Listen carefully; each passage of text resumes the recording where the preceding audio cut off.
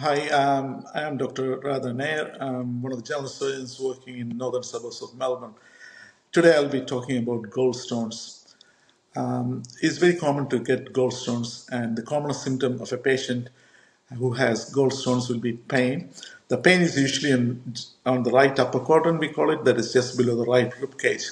This pain is usually classically colicky, that means it comes on and off, but sometimes it becomes continuous. It classically radiates to the back and sometimes to the right shoulder.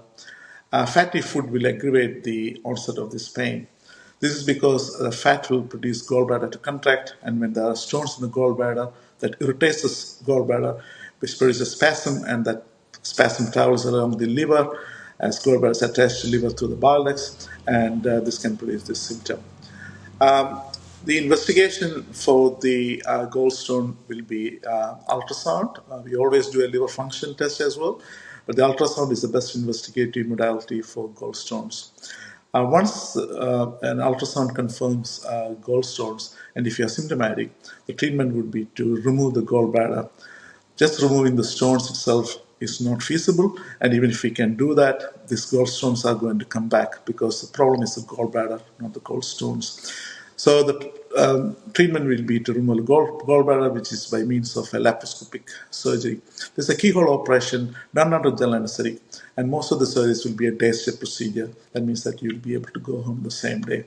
We make a small incision just below the umbilicus or belly button, which measures about a centimeter long, and then we put carbon dioxide gas into the abdominal cavity, which sinks the viscera down and gives a space for the instrumentation.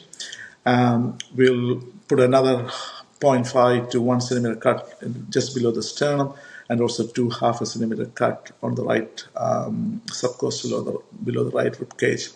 We had to identify two important structures. One is the pedicle of the gallbladder to the bile duct, we call it the cystic duct, and also the blood vessel, which is the cystic artery, which supplies the gallbladder. Once we identify them thoroughly, we remove the gallbladder. We sometimes do a special X-ray called IOC or intraoperative cholangiogram to visualize the biliary tree. Complications are minimal, but it can include infection, bleeding, but very rarely it can injure a bile duct. So that's why I said that we should be scrupulous to identify the two important structures, the cystic duct and the cystic artery. Most of the patients will return back to normality in about 3 to 4 days' time.